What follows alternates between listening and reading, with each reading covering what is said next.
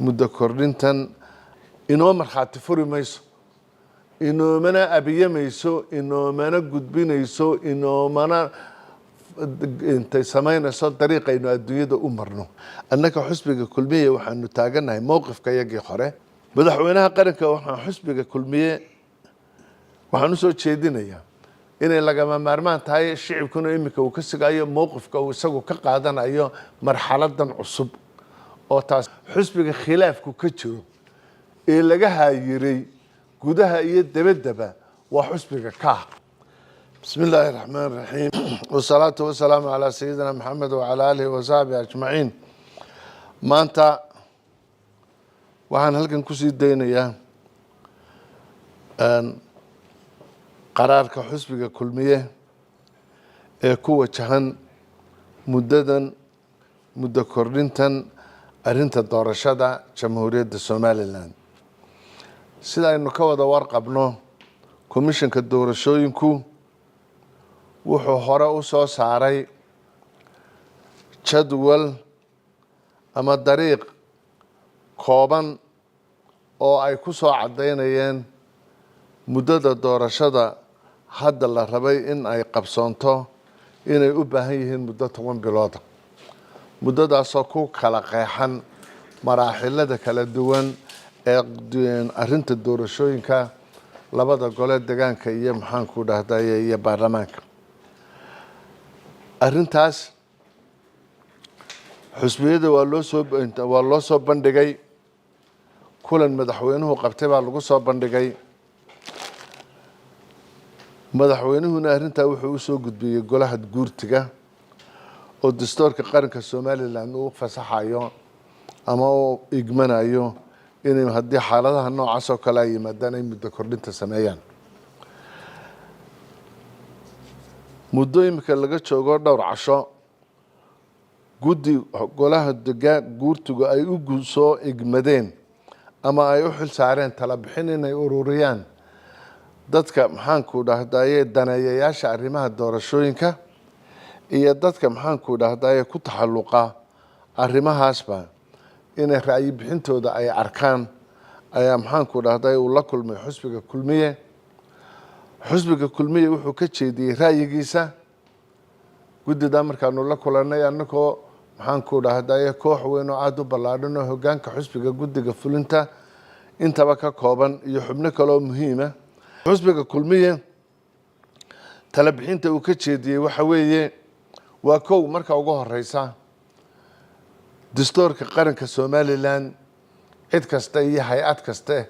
waxa uu cadeeyey ama uu jideeyey hawsha qaranka uu igmaday. xusbiga kulmiye qoraal ahaanna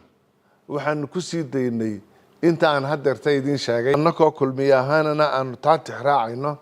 waxaanu guddida u soo jeedinay mar haddii komishanka doorashooyinku uu dastuuriyan u igman yahay in ay qaranka doorashooyinkeeda maamulaan, sidaasna uu dhigayo xeer number 91 xeerka 19 oo ka dhigmay dastuurka qaranka. muddada ay u baahan yihiinna ay si cayiman u soo qoreen oo u soo tafatireen in golaha guurtiguna uu baahan yahay muddada ay soo codsadeen in iyaga loo ogolaado maadaama iyagu sharciyan arrintaa ay leeyihiin. hase ahaatee shalayto golaha guurtiga qaranka Somaliland wuxuu ku gebagabeeyey xaaladaas in la kordhiyo muddadii golayaasha doorashada golayaasha muddo 27 bilood ah oo aada iyo aada uga fog muddadii 10 bilood ahayd ee ay soo codsadeen komishanka doorashooyinku. layskuma hayo, murano kuma jiro golaha guurtigu inuu isagu yahay qodobka 83 ee dastuurka qaranka u igmaday in haddii doorashooyinku ay qabsoomi waayaan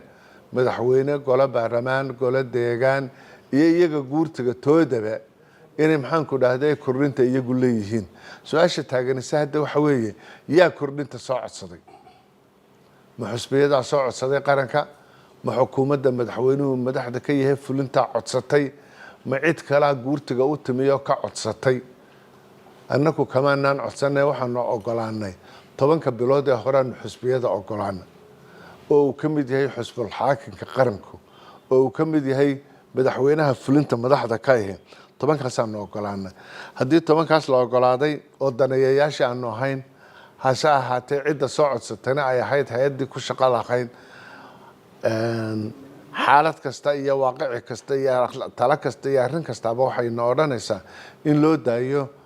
qoladaasi intii ay soo codsadeen qarankana dantiisu ay taasi ku jirtay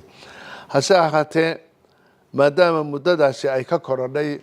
oo golaha isaga ay la habboonaatay inay maxaanku dhahday 7 bilood ay ka dhigaan annaka xusbiga kulmiye waxaanu taaganahay mowqifka yagii hore hase su-aasha taaganay waxa weeye maanta xaaladda aynu ku jirno marka laga eego xagga siyaasadda iyo marka laga eego xagga maxaanku dhahday deganaanshaheena iyo marka laga eego maxaanku dhahday haddaynu Somaliland nahay waxa qura iyo baahida qura aynu qabnaa waxa weeye in adduunyadu ina aqoonsato dariiqa qura ee aynu maraynay ee laynagu majeertay waxay ahayn hanaanka dimuqraadiyadda xusbiyada badan ee dalka ka taliya hanaankaas dimuqraadiyaddana halka uu ku dhamaado waxa uu ahaa waa doorashooyinka ayaynu u maraynay doorashooyinkana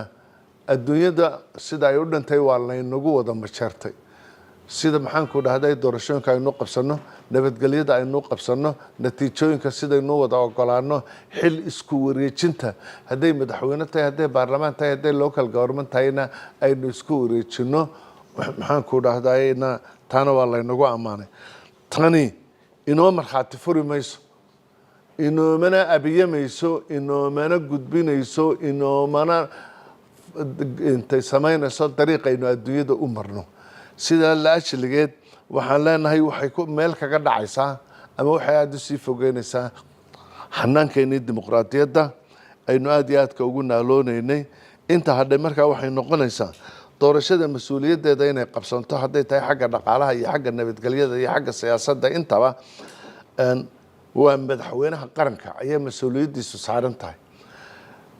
madaxweynaha qaranka waxaan xusbiga kulmiye waxaan u soo jeedinayaa inay lagama maarmaan tahay shicibkuna iminka uu ka sigayo mowqifka uu isagu ka qaadanayo marxaladan cusub oo taasi ay markhaati ka noqonayso inuu mowqifkiisii hore ummadda u sheegay weli uu ku nag yahay ee ahaa doorashadu hadday tayda tahay iyo hadday doorashooyinka kale tahayba maalin ku darsami mayso madaxweynaha jawaabtaa maxaanku dhahday laga sugaya arrintan waxaa daneeyayaal ka ah xusbiyada qaranka xusbiyada qaranku mowqifkan iskaga mid maanaan noqonin annagu haddaanu xusbiga kulmiye nahay labada xusbiye kaleba mowqif ka duwan baanu qabnay sababtaanu kaga duwannahay waxaa weeye xusbiyada mudday arrintani dhexdeeda soo socotay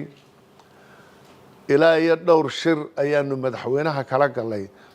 saddexda xusbi qaran iyo madaxweynuhu ay arrintan ka wada galeen dhowr shir ayaanu saddexda xusbi oo gaarihi ayaanu ka wada gallay dhowr shir ayaanu labada xusbi ee mucaaridkaanu ka wada gallay mowqifyo kala duwan waanu taaganayn hase ahaatee sidii aanu usoo kala ururinay qaarkayana waanu isla ogolanay qaarkayana waanu isla ogolaan weynay saddex mowqif baa la kala taagnaa saddexdayadii mowqif waxay ku kala duwanaayeen muddada diiwaangelintu ay ku qabsoomayso iyo kharashka diiwaangelintu ku qabsoomayso mowqifka koobaad wuxuu ahaa 7 milyan ka labaad wuxuu ahaa 9 milyan ka kale wuxuu ahaa 11 milyan 14 milyan meelahaasuu ahaa saddexda xusbi saddexdaa mowqif baanu kala taagnayn hase ahaatee markaanu dhowr shirnay oo kala fogaanay xusbiga kulmiye annakaa ra'yi soo jeedinay odhanaya mar haddaynu daneeyayaashii nahay kala qaybsanaantani inagama meel maraysa aan meel isugu nimaadno waxaanu soo jeedinay mowqifka dhexda ah ee labaad ee 9 milyan inaanu isugu nimaadno xusbiga wadani wuu naga ogolaaday oo markii hore taagnaa mowqifka marxaladda koobaad ee 7 milyana xusbiga wadani si fiican oo hagar la'aana buu nooga aqbalay xusbiga ka ah ilaa iyo maalintii aanu wada hadallada bilownay ilaa iyo maanta isagoo ku marmarsoonaya diiwaangelinta waxa uu taagan yahay mowqifkiisii ugu horreeyay taasna annagu waxaanu aragnaa in doorashada uu sii fogeynayay shalayta haddii ay arrintani dhacdayna isagu kala hadlay xubnihii xisbiga ee hadlay ee madaxdiisa ahaa way kala hadleen haddii ay kala hadleenna gudoomiye maxamuud xaashi in yar baa annaka noo soo jeediyay oo nagu yara dhuftay intaasi waxay ahayd in annaka xisbiga kulmiye mowqifka iyaga isbedbedelayay ay ka sababtay muddo kordhinta arrinta doorashada taasna ay sabab u ahayd iyadoo xisbiga kulmiye uu kala maqan yahay maxaan ku dhahay dhexdiisa khilaaf ka jiray xisbiga kulmiye intii imika doorashada aanu haynay hawsheeda iyo intii xilkii hore ee dowladnimada uu wareejiyay marna mowqifkiisu isma bedelin sababtaanu annaku uga odayeynayna waxay ahayd de xisbi annaku soo gaamuray oo maanta xisbiyada ugu daaweyna waanu ahayn xisbi 14 sanadood xukuumadda dalka hayayna waanu ahayn xisbi laga madaxweyne laga doortayna waanu ahayn odaytinimo aanay inta kala lahayn ayaa annaka nasaaran inaanu ka odayayno xaalad kasta oo masiiri ah oo jiritaanka Somaliland lafdhabar u ana waanu leenahayo kaanu marnayna kaasoo ahaa xisbigaygu maxamuudow maantana ma kala socdo shalayna ma kala soconin maantana khilaaf kama jiro shalayna khilaaf kama jirin xisbiga khilaafku ka jiro ee laga haayiray gudaha iyo dabadaba waa xisbiga ka haddaad wax ku tarayso wax ku tar salaamu calaykum waraxmatullaahi